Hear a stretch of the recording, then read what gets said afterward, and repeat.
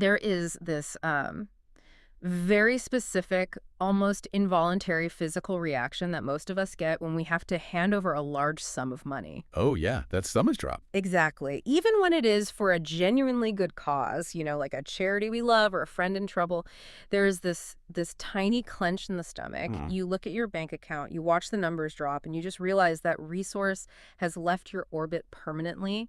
It's a very real sense of vulnerability. It really is. And I mean, that clench is entirely natural. It is the physiological manifestation of a scarcity mindset. Right. From an evolutionary and economic standpoint, human beings are just wired to hold on to whatever ensures our survival. Right. We view our resources as finite. So when we give something away, We experience it as a permanent subtraction from our own security. yeah.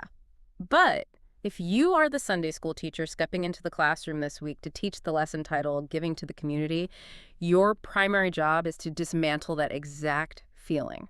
That's a tall order. It is. So today we are taking your curriculum, skipping the dry lecture notes, and arming you with the historical context, the theological mechanics, and really the conversational pivots you need to lead a genuinely transformative discussion. Because the main spiritual objective for your students isn't just to get them to write a bigger check. Right. Definitely not. The goal is to shift their entire understanding of generosity, to move them from a mindset of permanent loss to a lifestyle of joyful, open-handed reflection of God's nature. Which is huge. Yeah. And to do that effectively, you need to give your students a new mental framework before you even open the Bible. Yes. The curriculum provides a brilliant starting point here. It's the difference between selling livestock and raising chicken. I love this analogy. It's so good. In an agricultural society, if you sell a cow, the finality is absolute. That asset is gone for good.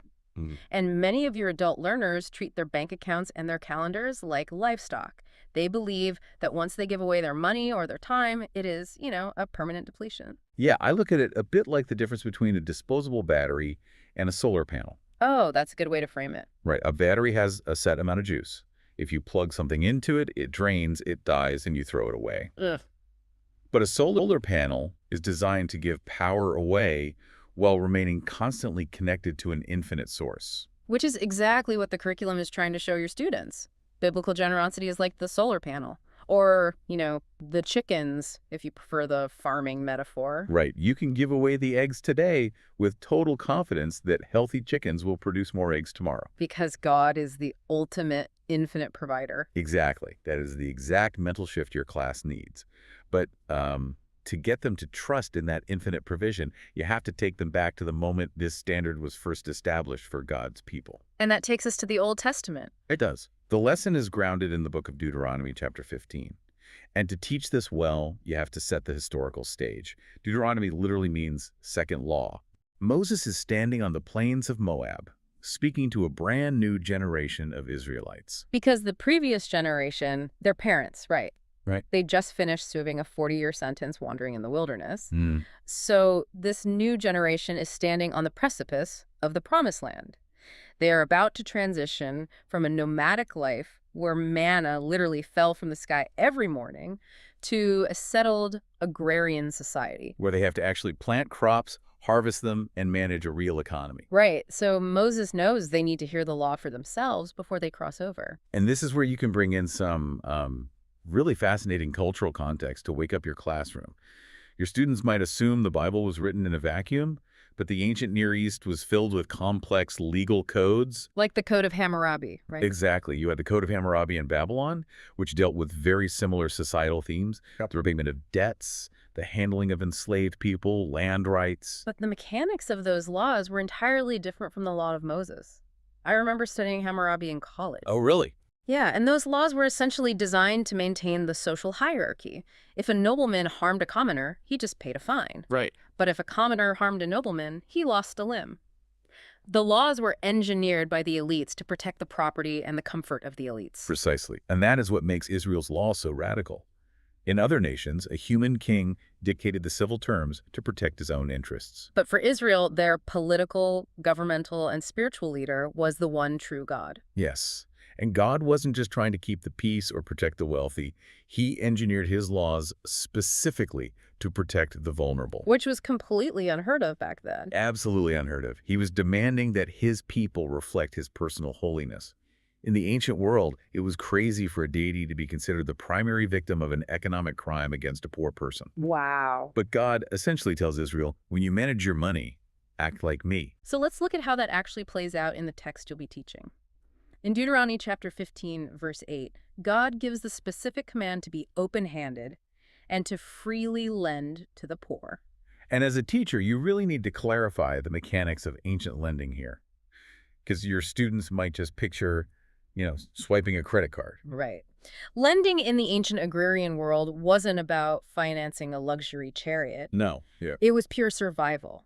If a farmer's crop failed, he needed seed money to plant the next year, or his family would literally starve. And lending almost always involved a pledge, like a tangible security deposit, a cloak or a piece of land, just to ensure the loan would be repaid. But if someone is completely destitute, they don't have a reliable security deposit. Exactly. So the temptation for the person with the money is to look at their poor neighbor, evaluate them as a high-risk, bad investment, and just walk away to protect their own assets. Which brings us to the psychology of the seventh-year loophole found in this passage. Oh, this is fascinating. It really is. God had established the Sabbath year. Every 7 years, all debts among Israelites were to be completely canceled, wiped clean. Just a radical reset button on the economy to prevent permanent generational poverty. Yes. But let's pause and think about the reality of that. Because your students are adults who pay mortgages and car loans. Right. They know how money works. So, if they put themselves in the shoes of an ancient Israelite, they're going to immediately spot the massive financial risk here. Imagine it is year 6.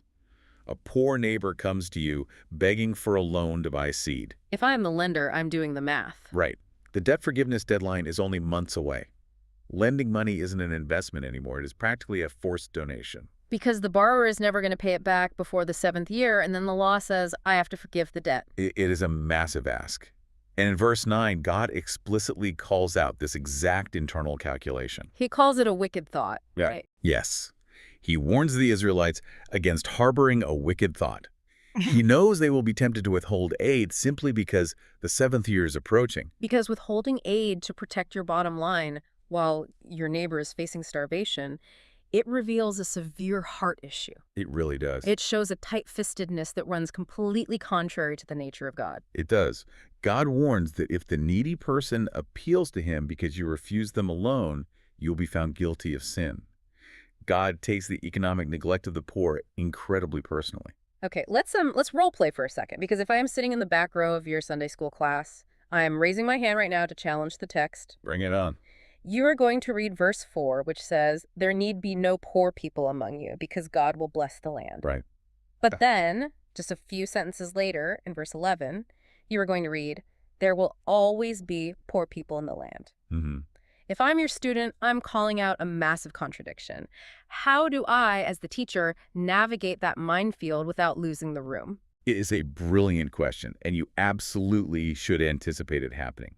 The way to explain this to your class is the tension between the conditional ideal and the broken reality. Okay, unpack that a bit. Well, verse 4 represents the blueprint.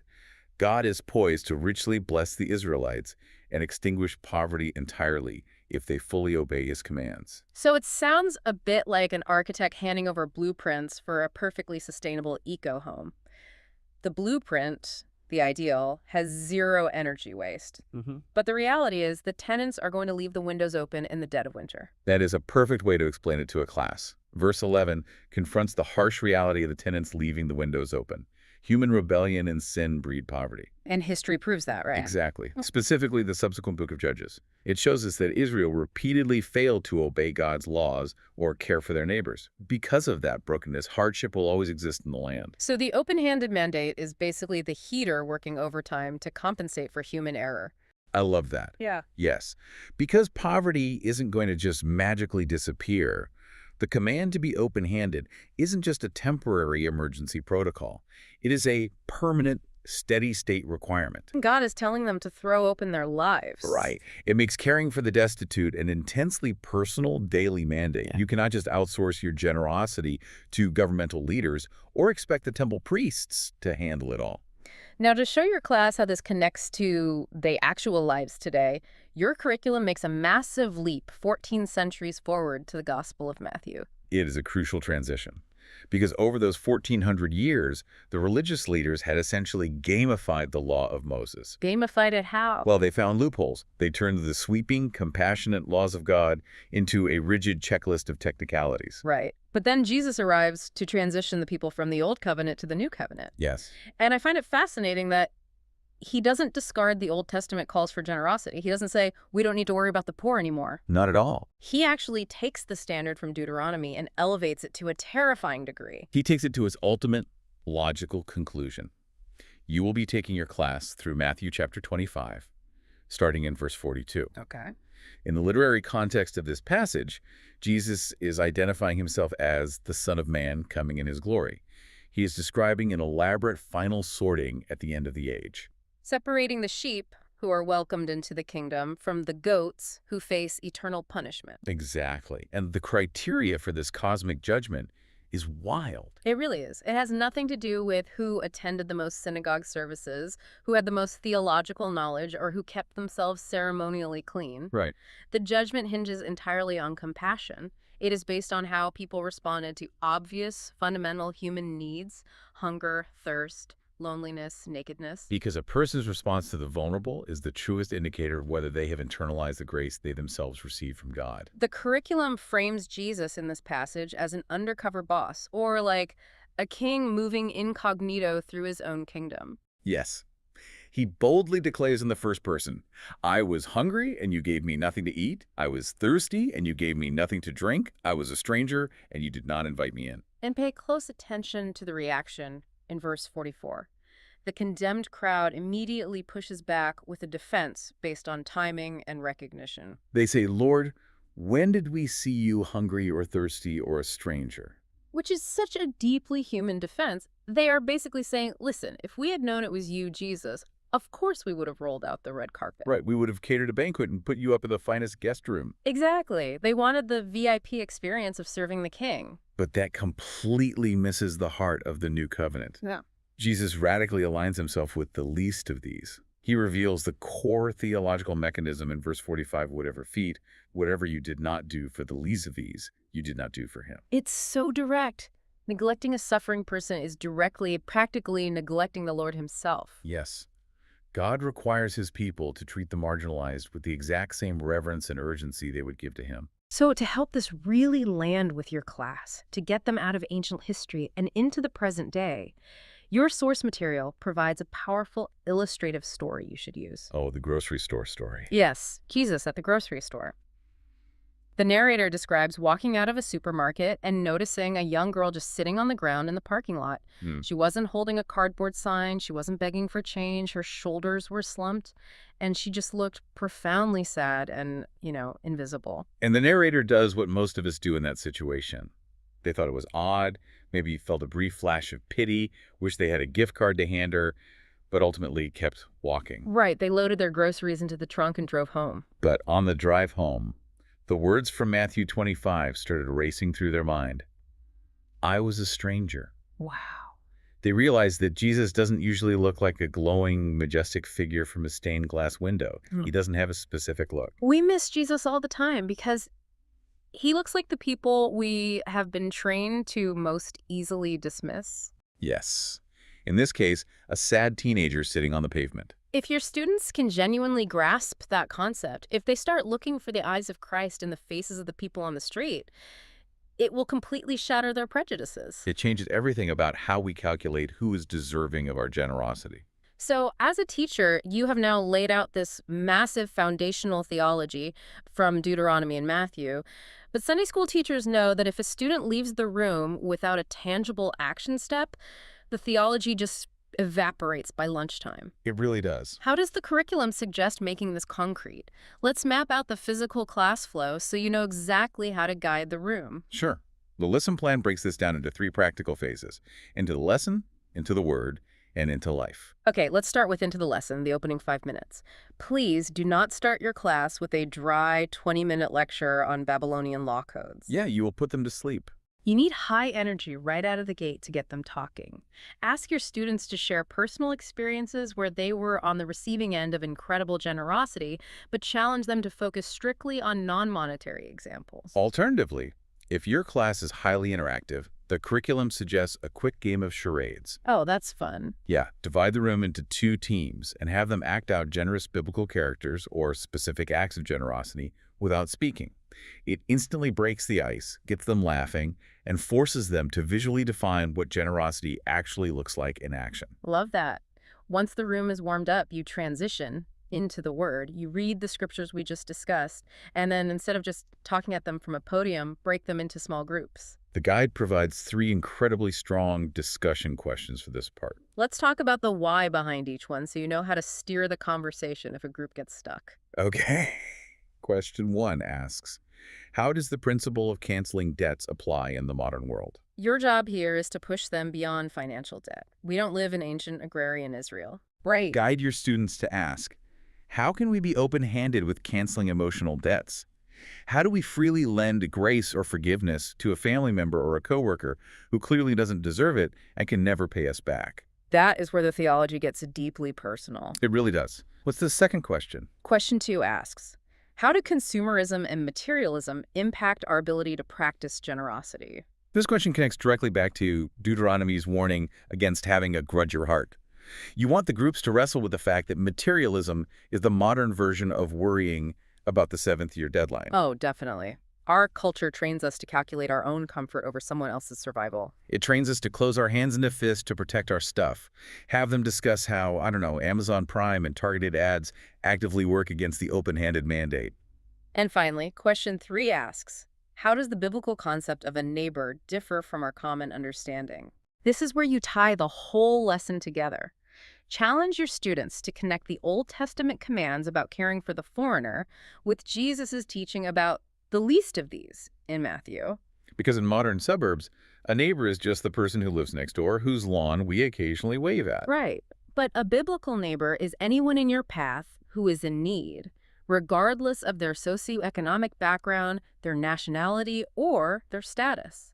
Now, during this small group phase, be prepared for some students to push back internally. You will have adult learners who feel they lack financial means. They are living paycheck to paycheck. Exactly. And they might quietly think, I'm barely making rent. These commands about extreme generosity don't really apply to me. You have to address that head-on by broadening the definition of wealth. Use the English teacher example from the source text. That's a great example. The author tells the story of someone whose greatest wealth wasn't money. It was their deep love and knowledge of the English language. So they started offering free English tutoring to immigrants and refugees who had just moved to their city. It was a massive act of open-handed generosity that didn't cost a dime. Right. Wealth can be a specific skill, like carpentry or bookkeeping. It can be physical strength to help someone move. Yeah. It can simply be the margin in your schedule to sit and listen to someone who is grieving. It is like having a Swiss Army knife. Maybe you don't have the big, blade-massive financial resources, but maybe you have the screwdriver, which is your time, or the corkscrew, which is your ability to organize meals for sick church members. God gives more than enough of everything to the community. You just have to help your students figure out which tool they're holding. Which brings us to the final phase, into life. This is how you close the class and force a commitment to action. Right. Go up to your whiteboard and write 2 headers. Traditional neighbors on one side and biblical neighbors on the other. Have the whole class brainstorm the differences based on the Matthew 25 discussion. And once those definitions are clear, you make it actionable. Hand out an index card and a pen to every single participant. Ask them to write down the name of one specific neighbor in their life right now, using that newly defined biblical standard. And under that name, they need to write down one tangible, practical way they're going to express open-handed generosity to that person before the class meets again next week. It takes the lofty theology out of the clouds and forces them to put it right onto their Tuesday morning calendar. Exactly. It moves the lesson from theoretical agreement to practical obedience. So as we wrap up this prep session, I want to remind you why your role this Sunday is so critical. By guiding your students through Deuteronomy and Matthew, you aren't just transferring historical facts about ancient Babylonian law code. No, and you aren't just summarizing a parable. Right. You are helping your classroom develop new eyes of compassion. You are actively equipping them to reject the everyone-for-themselves survival mentality that our modern economy pushes so hard. You're teaching them to see the image of God, to actually see the face of Christ in the people the world usually steps over and rejects. And as your students are packing up their Bibles and grabbing their coats, if you want one final powerful takeaway to write on the board or say as they walk out the door, your curriculum provides a perfect one-sentence summary. Give out of your rich inheritance. Give out of your rich inheritance, because we are not frantically guarding a dying battery. We are tapped into the solar panel of God's infinite provision. Oh, I love that. Before you step into your classroom this Sunday, think about this. If the ultimate goal of biblical generosity is to act like God, and God's defining trait is that he gave his own son, then true generosity isn't just about what we give away, it is about how much of ourselves goes with it. Something to chew on as you arrange the chairs this weekend. You've got this. Have a fantastic class.